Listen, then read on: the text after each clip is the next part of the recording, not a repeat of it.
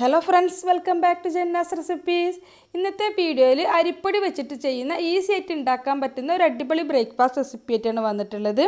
ഇതിൻ്റെ കൂടെ നമുക്ക് പ്രത്യേകിച്ച് കറികളൊന്നും ഇല്ലാതെ തന്നെ കഴിക്കാൻ വേണ്ടിയിട്ട് പറ്റും. അപ്പോൾ നമുക്കിത് എങ്ങനെയാണ് ഉണ്ടാക്കുന്നതെന്ന് നോക്കാം.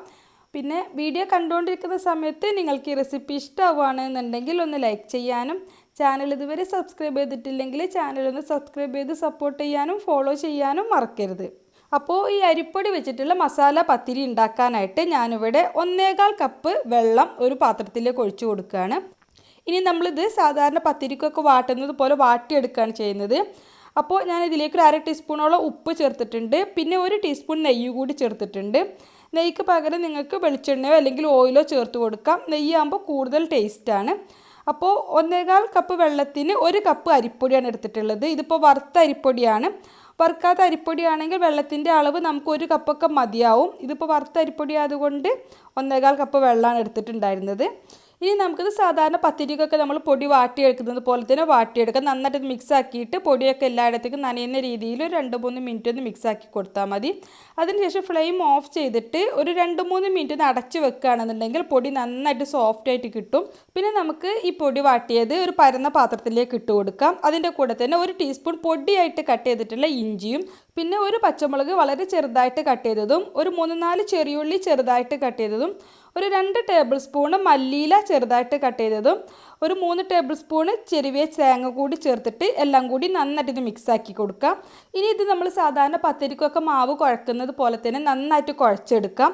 ആ സമയത്ത് നമുക്ക് കയ്യിൽ ഇത് നനവ് കുറവായിട്ട് തോന്നുകയാണെന്നുണ്ടെങ്കിൽ കയ്യിൽ സാധാരണ നമ്മൾ പത്തിരിക്കൊക്കെ കുഴക്കുമ്പോൾ ചെയ്യുന്നത് പോലെ തന്നെ കയ്യിൽ വെള്ളം നനച്ചിട്ട് കുഴച്ചെടുക്കുകയാണെന്നുണ്ടെങ്കിൽ നല്ല സോഫ്റ്റായിട്ട് കുഴച്ചെടുക്കാൻ പറ്റും.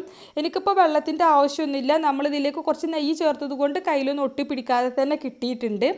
അപ്പോൾ നമുക്ക് വെള്ളത്തിൻ്റെ കുറവ് തോന്നുക അങ്ങനെ എന്തെങ്കിലും ആണെന്നുണ്ടെങ്കിൽ കയ്യിൽ വെള്ളം തൊട്ടിട്ട് ഒന്ന് നനച്ചിട്ട് കുഴച്ചെടുത്താൽ മതി. നന്നായിട്ട് കുഴച്ചെടുത്തിട്ടുള്ള മാവ് ഞാൻ ഇതുപോലെ ചെറിയ ബോൾസ് ആക്കി എടുത്തിട്ടുണ്ട്. സാധാരണ നമ്മൾ പത്തിരിക്ക് ഉണ്ടാക്കുന്ന ഉരുളകളെക്കാളും കുറച്ചുകൂടി ഒരു വലിയ സൈസിലുള്ള ഉരുളകളാക്കി എടുക്കാം.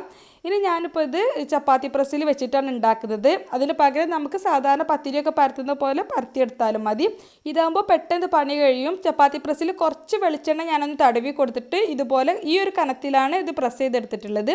നമുക്ക് ഒരുപാട് കനം കുറച്ചിട്ട് ചെയ്യാൻ പറ്റൂല. കാരണം നമ്മളിതിൽ ഉള്ളിയും തേങ്ങയും ഒക്കെ ചേർത്തത് കൊണ്ട് കുറച്ചൊരു കട്ടി ഉണ്ടാവും പ്രസ് ചെയ്യുന്ന സമയത്ത്. ഇനിയിപ്പോൾ ചപ്പാത്തി പ്രസ് കയ്യിലില്ല എന്നാണെങ്കിൽ നമുക്ക് സാധാരണ നമ്മൾ ചപ്പാത്തി പത്തിരിയൊക്കെ പരത്തുന്ന പോലെ പരത്തിയെടുത്താലും മതി. ഞാനിപ്പോൾ മുഴുവൻ ബോൾസും ഇതുപോലെ പരത്തി വെച്ചിട്ടുണ്ട്. ഇനി നമുക്കിത് ചുട്ടെടുക്കാം. അപ്പോൾ പാനിലേക്ക് ഒരു പത്തിരി വെച്ച് കൊടുക്കാം. മുകളിലൂടെ ഇതുപോലെ ആവി പോകുന്ന സമയത്ത് ഒന്ന് മറിച്ചിട്ട് കൊടുക്കാം. അപ്പോൾ ഒരു 3-4 തവണ തിരിച്ചു മറിച്ചും ഇട്ടിട്ട് വേണം ഇത് ചുട്ടെടുക്കാൻ. അപ്പോൾ ഇത് നമ്മളിതിലേക്ക് മല്ലിയില ചെറിയുള്ളിയൊക്കെ ചേർത്തത് കൊണ്ട് തന്നെ ഒരുപാട് പൊങ്ങി വരുമൊന്നുമില്ല. 2 സൈഡും നന്നായിട്ട് വെന്തിട്ട് ചെറുതായിട്ടൊരു ഗോൾഡൻ കളർ ഇതുപോലെ മൊരിഞ്ഞ് വരുന്ന സമയത്ത് നമുക്കിത് പാനിൽ നിന്ന് മാറ്റാം. അപ്പോൾ ഇതുപോലെ തന്നെ ബാക്കിയുള്ള പത്തിരികളൊക്കെ ചുട്ടെടുക്കാം. പിന്നെ നമ്മൾ സാധാരണ പത്തിരി ചുട്ടെടുക്കുന്നതിനേക്കാളും കുറച്ചുകൂടി കൂടുതൽ സമയം വേണം ഓരോ പത്തിരിയും വേവാനായിട്ട്.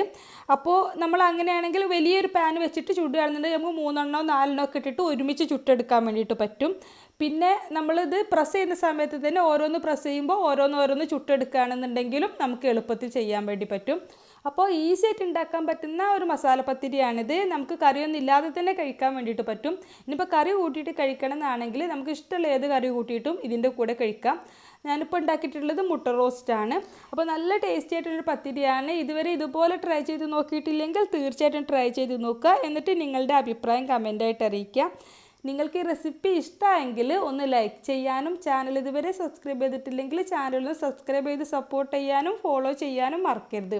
അതുപോലെ തന്നെ നിങ്ങളുടെ ഫ്രണ്ട്സിനും ഫാമിലിക്കൊക്കെ വേണ്ടിയിട്ട് ഒന്ന് ഷെയർ ചെയ്ത് കൊടുക്കാനും നിങ്ങളുടെ അഭിപ്രായം കമൻ്റായിട്ട് അറിയിക്കാനും മറക്കരുത്. അപ്പോൾ ഇൻഷാ അല്ലാഹ് മറ്റൊരു അടിപൊളി റെസിപ്പിയുമായിട്ട് നമുക്ക് വീണ്ടും കാണാം. Thank you for watching.